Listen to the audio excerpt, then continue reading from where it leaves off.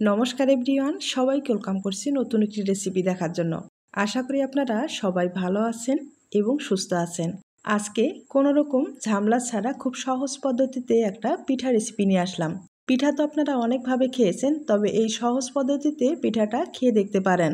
এই পিঠার স্বাদ এতটাই হবে, একবার খেলে বারবার খেতে ইচ্ছে করবে।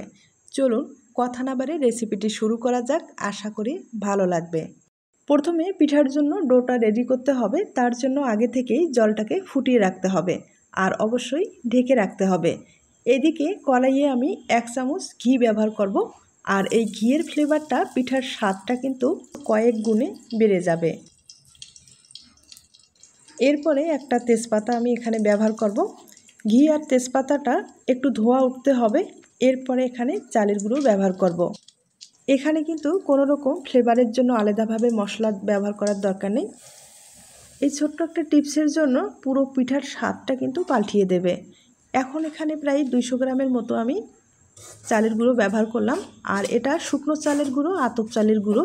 আপনারা ভিজা চালের গুঁড়ো ব্যবহার করতে পারেন, তবে এটা বাজারের কিনা চালের গুঁড়ো। এবার ঘিটার সাথে চালের গুঁড়োটা ভালোভাবে একটু ভেজে নিতে হবে, আর চুলার আঁচটা একবারে কম করে দিয়েই ভেজে নিতে হবে।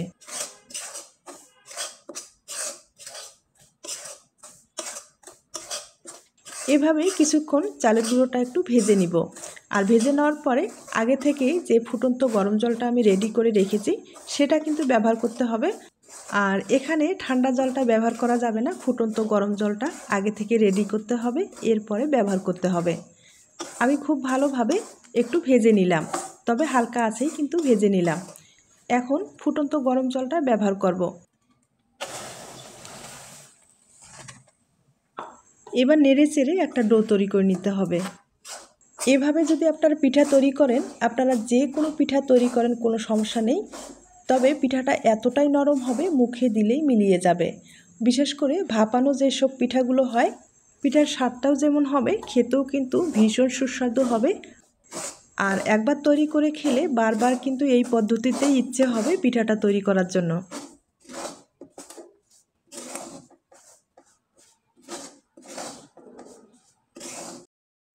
ডোটা আমি ভালোভাবে তৈরি করে নিলাম। এবার কিন্তু একটা পাত্রে ঢেলে নিব।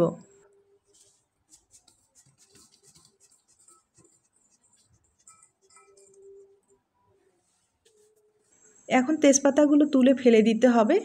আর এখন যেহেতু অনেক গরম রয়েছে, তার জন্য একটা স্টিলের গ্লাস ব্যবহার করব, আর ডোটাকে আমি তৈরি করে নেব। আর চালের গুঁড়োর ডোগুলো একটু গরম অবস্থায় কিন্তু ভালোভাবে মথে তৈরি করে নিতে হয়। পরবর্তীতে এগুলো যখন ঠান্ডা হয়ে যাবে, ডোটা কিন্তু একটু শক্ত হয়ে যায়, আর ডোটাও কিন্তু খুব একটা ভালো হয় না। তাই গরম অবস্থায় ভালোভাবে মথে ডোটাকে কিন্তু তৈরি করে নিতে হবে।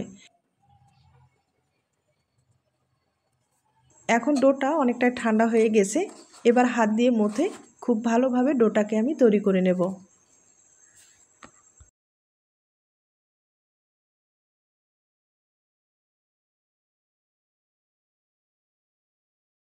ডোটা আমি খুব ভালোভাবে তৈরি করে নিলাম। এবার 5 মিনিটের মতো ডোটাকে একটু রেস্টে রেখে দিব। এর ফাঁকে পুরটা তৈরি করে নেব। আর পুর হিসাবে ব্যবহার করব এখানে নারকেল আর চিনি।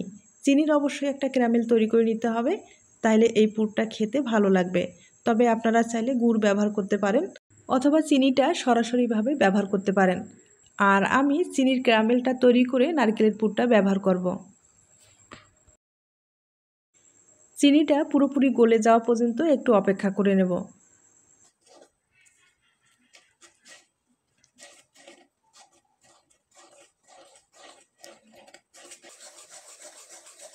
চিনিটা পুরোপুরি গলে গেছে এবং ভালো একটা কালার এসেছে। এই পর্যায়ে এখানে কিছুটা আমি নারকেল কোড়ানো ব্যবহার করব।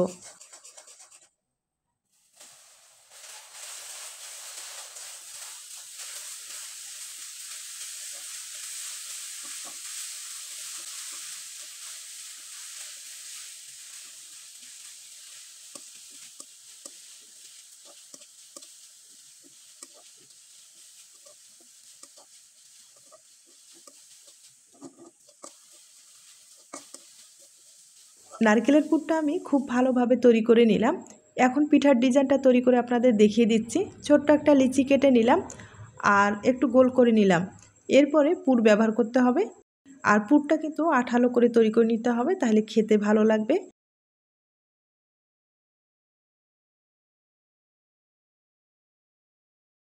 এবার পিঠার চারিপাশের অংশগুলো ভালোভাবে কিন্তু বন্ধ করে দিতে হবে আর গোল করে তৈরি করে নিতে হবে। তবে হালকাভাবে চাপ দিয়েই কিন্তু গোলটা করে নিতে হবে, পুরটা যেন মাঝখানে থাকে, সাইডে না যায়, সেভাবে গোল করে নিতে হবে। আর এখন একটা কুকি কাটার দিয়ে আমি কেটে নিব, তাহলে পিঠাটা কিন্তু চারিপাশে সমান হবে এবং দেখতে ভালো লাগবে। এখন ডিজাইনটা তৈরি করার জন্য এখানে একটা গোল চিরুনি নিলাম। চিরুনিতে হালকা করে একটু তেল লাগাতে হবে, এরপরে আলতোভাবে চিরুনির ছাপটা বসাতে হবে। আর এভাবে তৈরি করলে ডিজাইনটা তৈরি করতে সুবিধা হবে।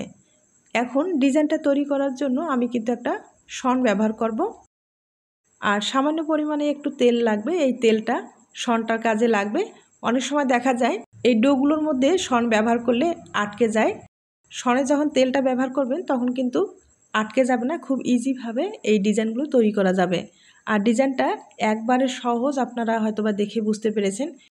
আর চিরুনির যে ছাপটা দিলাম সেটা দিয়েই কিন্তু আমি সমানভাবে এই ডিজাইনগুলো তৈরি করে নেব, তাহলে প্রত্যেকটা ডিজাইন সমান হবে এবং দেখতে ভালো লাগবে। তবে এই পিঠার ডিজাইনটা তৈরি করতে গেলে তাড়াহুড়া করবেন না, আর তাড়াহুড়া করলে ডিজাইনটা বাঁকা হয়ে যেতে পারে, আর বাঁকা হয়ে গেলে দেখতে কিন্তু ভালো লাগবে না। তাই অবশ্যই একটু ধৈর্য সহকারে এই ডিজাইনটা তৈরি করে নিতে হবে, আর প্রত্যেকটা ডিজাইন যেন সমান হয় সেদিকেও লক্ষ্য রাখতে হবে।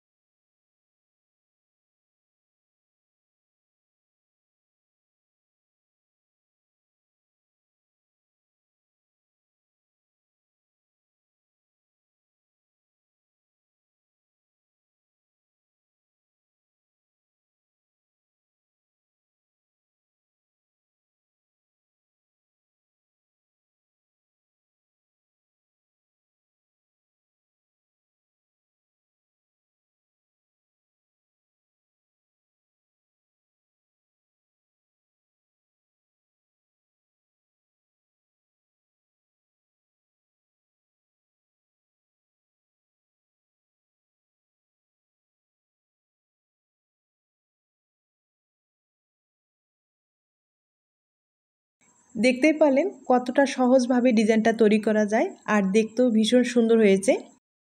এবার আমি কুকি কাটার থেকে পিঠাটাকে আলাদা করে নেব।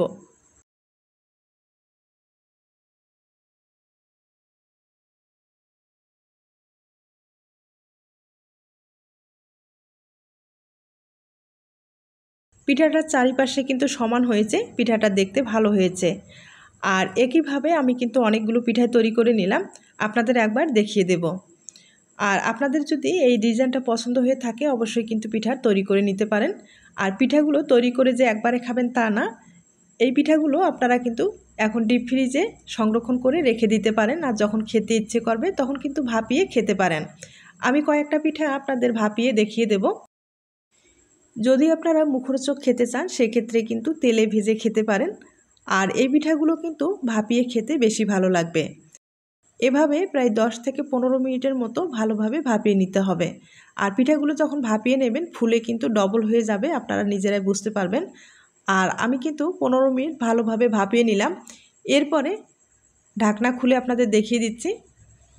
আর দেখতেই পাচ্ছেন পিঠাটা কিন্তু ভাপিয়ে নেওয়ার পরে ফুলে আরও বড় হয়ে গেছে। এবার আপনাদের পরিবেশন করে দেখিয়ে দিচ্ছি। তার আগে ছোট্ট একটা রিকোয়েস্ট থাকবে, পিঠার এই রেসিপিটি আপনাদের কাছে যদি ভালো লেগে থাকে বা আপনার কোনো উপকারে আসতে পারে তাহলে কিন্তু একটা লাইক দিতে পারেন। আর এখন যেটা করতে হবে, এই পিঠা শুধু ভাপিয়ে নিলে হবে না, অবশ্যই গুড়ের শিরাটা তৈরি করে রেখে দিতে হবে আর উপরে এভাবে দিয়ে দিতে হবে, তাহলে পিঠার যে আসল স্বাদটা পাওয়া যাবে।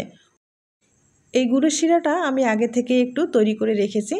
আর শিরাটা কিন্তু পাতলা করে তৈরি করে নিতে হবে, ঘন করা যাবে না, ঘন করলে খেতে অতটা ভালো লাগবে না। পাতলা করলে এই ডিজাইনের ভিতরে ঢুকবে এবং পিঠাটা খেতে ভালো লাগবে।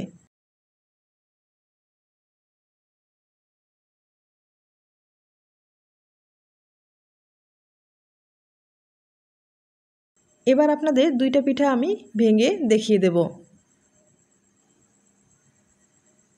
আর এখন দেখতেই পারছেন পিঠাগুলো কতটা সুন্দর হয়েছে, দেখতে কিন্তু ভীষণ সুন্দর হয়েছে, আর খেতে তো সুস্বাদু হবেই। আপনাদের যদি পছন্দ হয়ে থাকে অবশ্যই কিন্তু বাড়িতে ট্রাই করে দেখতে পারেন। আর শীতকাল যেহেতু এসেই পড়েছে, আপনারা স্পেশাল এই পিঠাটা রাখতে পারেন। আর দেখতেই পারছেন কতটা নরম হয়েছে, ভিতরে কিন্তু পুরে ভরা, খেতে লাগবে দুর্দান্ত। আমি আবারও বলছি, একইভাবে আমি আরেকটা পিঠা আপনাদের ভেঙে দেখিয়ে দিচ্ছি। তাইলে আজ এ পর্যন্ত, নতুন কোনো রেসিপির সাথে আবার দেখা হবে। আর নতুন রেসিপির জন্য সবাইকে আমন্ত্রণ রইল। সবাই ভালো থাকবেন, সুস্থ থাকবেন এবং নিরাপদে থাকবেন। নমস্কার।